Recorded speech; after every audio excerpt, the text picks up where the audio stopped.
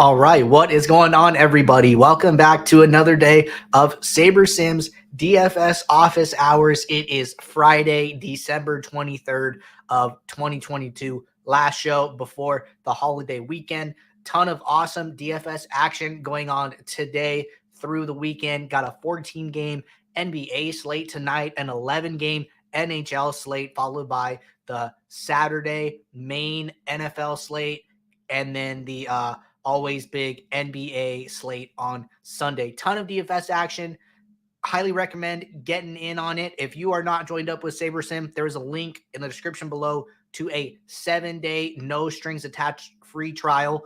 Perfect time to join up and check us out and get in on all of the action. For those of you who are new here, welcome. My name is Andrew, one of the coaches over here at SaberSim. This is a show where we go over how to use the SaberSim app, answer any and all questions that come in the office hours channel in our Discord server. There is a link in the description below to get joined up in our Discord if you are not already have done that. Highly recommend it. Ton of awesome DFS conversations going back and forth in the channels every single day. We are going to get to all of the questions in we are going to get to all the questions in the office hours channel in Discord first, and then jump over to YouTube chat. If you are just joining us and have a question, throw it in the YouTube chat. We will get to all the questions before the end of the show today. Promise you that. Got a funny comment here from Snowman. Forgot your hat. Yeah, no hat today. Just went with the shirt. Always try and have something SaberSim on, but it is all good. So going to get the app pulled up here, and then we are going to get rolling. Couple questions here to get us started, and we will see where we go from there. But should be good for a little bit. Got a question from Edub. Edub said, "Hey Andrew, can you discuss if you should really adjust min uniques for NBA, considering the min uniques aren't honored when you late swap, especially if late swap is part of your process? Wouldn't individual player exposure settings work better for NBA? If so, when would using min uniques for NBA be more beneficial?" This is a really good question to get us going. This is something that we are working to fix, right? Not sure if you are aware. We have been working on late swap pools. They are currently in a beta version. Still some issues with it. Still can be a little buggy. The team is, taking feedback from users who are using it. It is available at beta.sabersim.com if you want to check it out, right? Couple things with that, there's reason it's in beta and not in production, right? Definitely some kinks with it. If anybody is using the beta late swap and they run into something that feels weird, looks weird, not acting right, the best thing that you guys can do for us is use the report a problem link and just describe what is going on. We got to get all of these things worked out before we can push it live. But in beta late with late swap pools, you will be able, or you are able, to use min uniques. So that is, basically the way we are solving that problem. Like the question you're asking, we agree with you that, you using min uniques in late swap is important, which is why we have built late swap pools, but it is just not ready to go live to all users yet. Still some issues with it, but coming really soon, right? It is out and available to test. So that will solve that problem. And I do think, having that just gives SaberSim users such a huge edge. I haven't seen anything like that in the industry. So, the ability to late swap, the ability to build a pool of late swap lineups and not just swap every lineup once, as well as apply your min uniques, just make late swapping with SaberSim such a huge advantage. So looking forward to that coming to production soon, Edub, but wanted to let you know about that in case you were unaware. All right, got a question here from Snowman. Snowman said, "Can you explain value to me? Like 2.9, better to have a higher or lower number, and leverage, same thing." Okay, yep, we could totally do this. I'm going to hop over to FanDuel NBA, and then I am going to run some lineups here. So going to get this build going, 500 lineups. We will talk about value and we will talk about leverage, right? So I think first things first, the easiest one to talk about would be value. So value is basically, to the best of my knowledge, it is projection divided by salary times 1,000, right? And all you're trying to do with this, yeah, it's my projection divided by salary times 1,000, right? So it's this 59.43 divided by Nikola Jokic's salary of 12,200, and then that number times 1,000 gives you a value score, right? What the value is basically representing is how well of a play this player is on a point per dollar basis, right? We see huge values open up when guys get scratched, right? I think just a great example, right, would be yesterday. Zion was out with COVID protocols, and we saw a big boost to players like Willie Hernan Gomez and Jonas Valanciunas. Absorbed some of that extra usage, those extra minutes, so their value went up, right? So value is representing like, hey, this when we compare a player's projection to their salary, they are projecting for so many more points than somebody else, right? And the reason that players have different values is because the sites are using some type of projection pricing algorithm to assign salaries to a player, right? This is in a way like a projection in and of itself. Like FanDuel is saying, we think this player is worth this, and probably because they think that player is going to get so many points in the game, right? The reason values open up is because pricing is static, right? When Zion gets ruled out, Jonas Valanciunas gets more minutes, gets more projection, but FanDuel cannot go in and change his salary at that point, right? The salary is locked in. You see this a lot with like NFL, guys getting injured, ruled out throughout the week. Salaries for, oh my gosh, there's like a bug right here.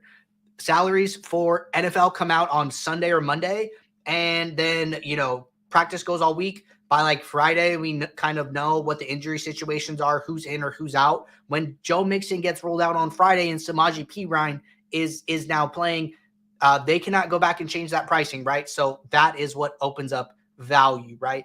And it is important to work in some of these plays. You want to get as many points as you can from players, and if you can work in high value plays, that'll allow you to have more salary in other roster positions, right? So SaberSim understands this. SaberSim does a very good job of balancing this. I'd say usually like high-ish value is somewhere in like the 6 to 8 range when a player is projecting for like 6x whatever their salary is. I think that is like usually what you see, backups who are now starting, etc. When those like big situations open up, that is usually what it is. This seems like a fairly well-priced slate so far. Haven't checked the injury news. Value does usually open up, especially on a huge slate like this. And 14 games going to be going all night long. But in a nutshell, that is what value is. And then if we are to jump into a build, right, where we have our lineups, what is leverage, right? This is the second part. Leverage is just exposure minus ownership. So it's basically saying, what is the percentage that this player, what percent of your lineups have this player versus what percent of lineups do we perceive the field to have this player, right? So in this instance, Chris Paul is in 17 of your 20 lineups for 85%. We are expecting Chris Paul to be in about 10 to 11% of the entire field's lineups in your contest, right?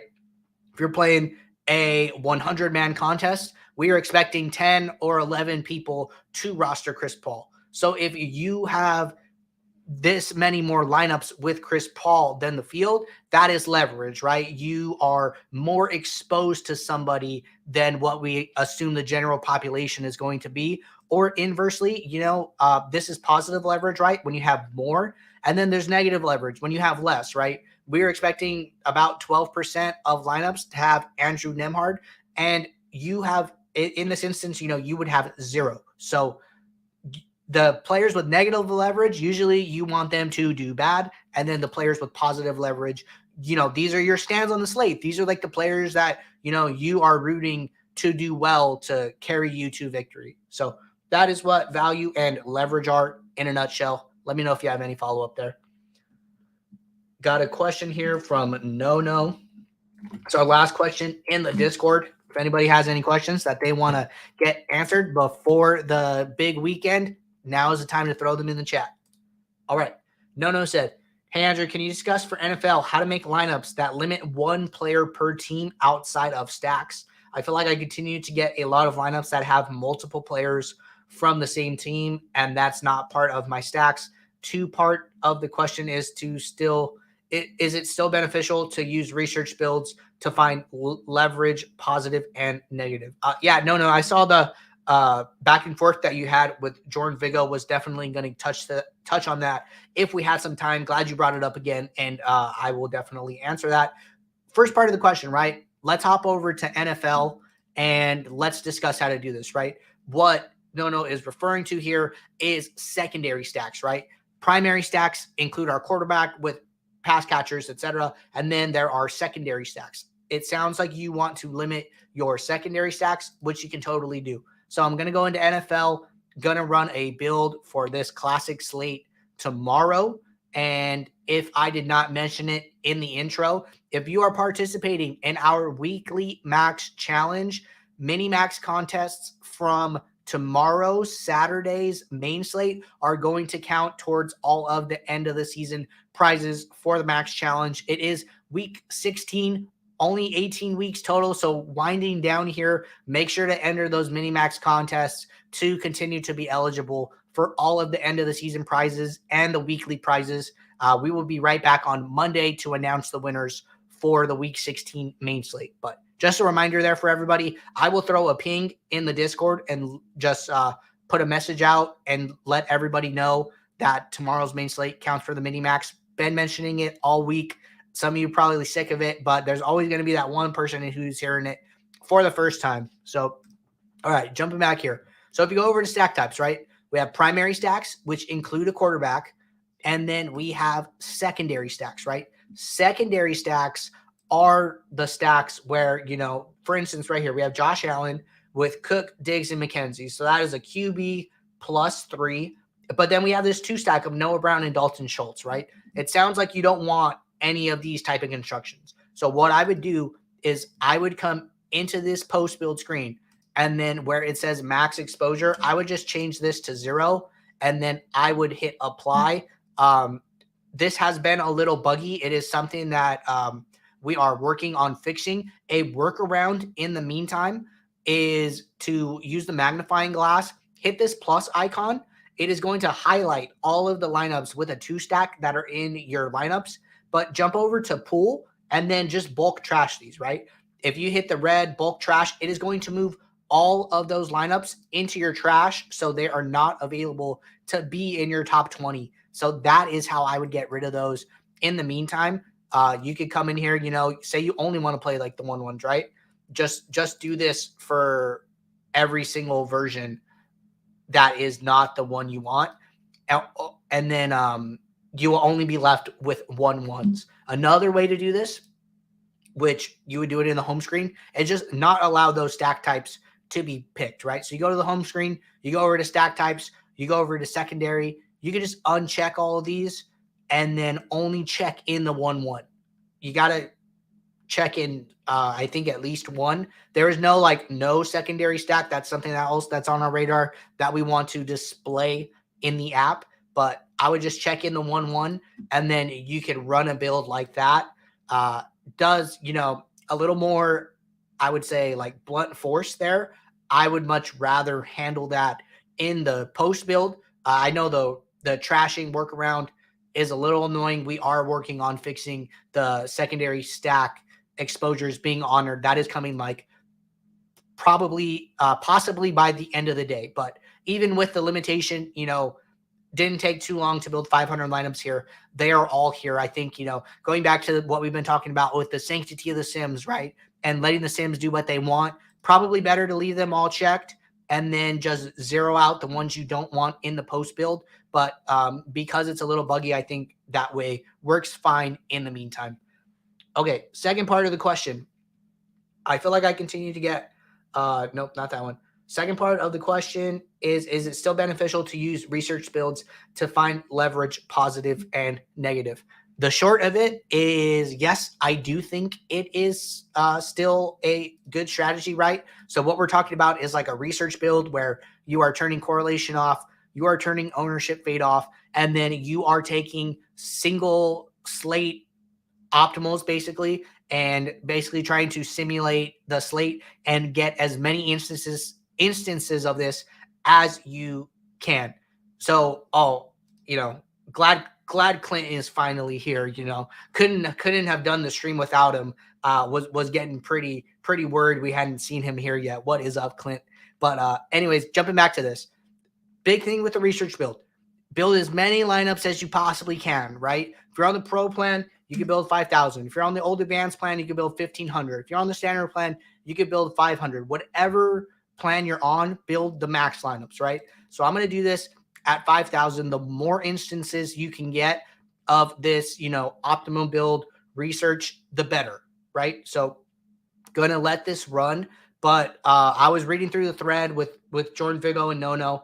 I think the big takeaway really here, and I think Jordan Vigo did a really good job of kind of summarizing it, is that, you know, just because plays are positive or negative leverage does not mean you should like take that and run with it. So, you know, our 5,000 lineups are finishing up here right now. We are going to jump into this build and kind of talk about it a little more, right? So first things first, open up this number of lineups to the entire pool size so you can see that, you know, ownership versus exposure.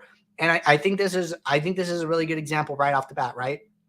Christian McCaffrey expected to be like 40+% owned. Really chalky, actually. We are only seeing about 27% exposure to him, which is leading to negative leverage, right? I think where people can go wrong is that, you know, they come into this negative leverage and they write these players down, you know, Richie James, Kirk Cousins, TJ Hawkinson, Christian McCaffrey. And you know, just for the sake of this example, and they say, okay, you know, this guy's negative leverage, like I'm going to play none of him, right? And I think that is really where I want to like caution people is don't, you know, like this is the rate that they're coming up in the Sims as optimal. Just because it's negative leverage, I don't think that's a reason to go and play none of them, right? This, you know, Christian McCaffrey probably like the highest projected running back.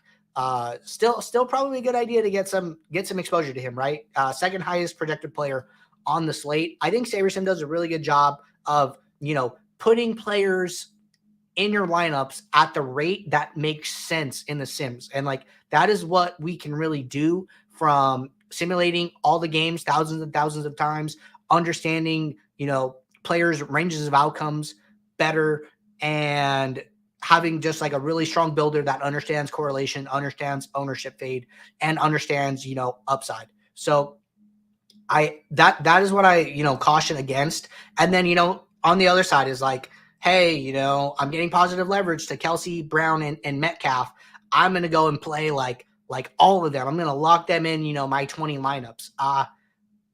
That's not really how I play. You know, that's not how I've heard, you know, other users play. This is more of like a research tool to kind of do some risk management, right? So imagine, you know, I did this, I made some notes, you know, negative leverage on guys like McCaffrey and Richie James, and then positive leverage on like Kelsey and Noah Brown, right? So I make those notes and I take those thoughts with me into my actual build, right? And let's say, you know, this is my actual build where I am building my lineups.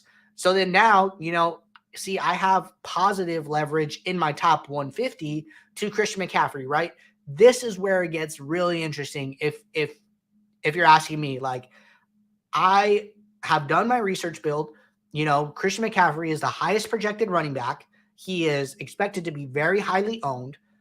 I have negative leverage in my pool, but I have positive leverage in my top lineups. What do I do, right? And this is one of the most interesting concepts to me that I find, using SaberSim day in and day out here, right? And I just want to open this up so I can see my pool exposure as well and kind of manage this, right? If you're asking me what I would do, I wouldn't zero him out, right? Also, I would be pretty nervous about playing him in all my lineups.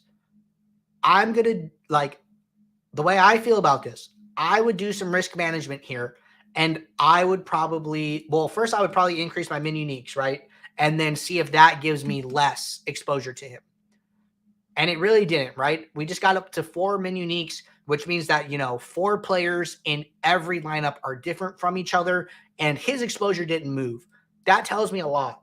That tells me, regardless of, I increased it to 5, still hasn't moved. What this means is that SaberSim is saying like, hey, you should really hold on to this player and move other pieces around, but not him, right?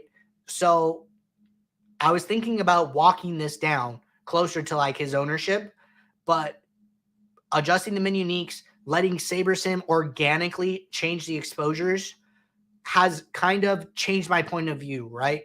And maybe I let this stay, his ownership, his exposure in our lineups hasn't really moved. Tells me, the raw point projection that we're getting from him is worth it in 64% of our lineups. It's not something that everybody handles the same, and I don't think there's a right or a wrong way to handle it. I think it's totally okay to say, you know what, he was negative leverage in my pool, and I don't really want to be overexposed to him. Maybe I'm just going to match the field, right? And then you come in here and then you say, make his ownership and his exposure about the same. I'll try and get leverage somewhere else. I think that's totally fine, right? Or you're saying, okay, maybe he graded bad in, the bottom half of your 5,000 lineups, but in the lineups that I have, but in the lineups that I'm taking with me into my contest, he grades out really well. So I'm okay with that, right? And you want to value the top portion of your pool more. Also okay. I think there's something to be said about, are you treating every lineup in your pool as viable? Are you okay playing, the bottom 150 lineups? If not, I would do something to do some pool curation and, maybe use the filters, maybe come in here and say, hide lineups with, X. And I don't know what it would be, but you could do something like that. If you run a build and you're saying, I'm not comfortable playing every lineup in my pool, maybe you need to go back to the home screen, do some player pool curation. Maybe you need to come into your stack types and zero out some of these primary stacks that you don't want, right? And get your pool of lineups to a point where you are okay playing any of them, right? So I think that is totally viable. 0-0-10 build, we're going to see a lot more no QB stacks because we are discounting correlation. So, pretty normal to have 22% no QB in a 0-0-10 build. Would probably be a lot lower in a normal build at regular sliders, especially if you're playing 150 max, right? Correlation goes up to 4, ownership fade goes up to 4. So we'd probably see a lot different stack types. Maybe you need to come in here and zero these. That is 1,100 lineups that are now not available. That would make me feel more comfortable playing any lineup that is left in my pool, right? So take the steps in the post build or in the pre-build to do player pool curation, to do stack type curation, to make sure that you are comfortable with every lineup that in your effective pool, and then go from there and kind of make your adjustments based on that. But really good question, and happy to talk about positive and negative leverage from that point of view. All right. Clint said, there's a huge difference between fade and underweight. Some people don't understand that or clarify which one they mean when they say fading. Hope that helps some players. So yeah, definitely. So I would say I would say a fade is kind of the way you said it, 0%, right?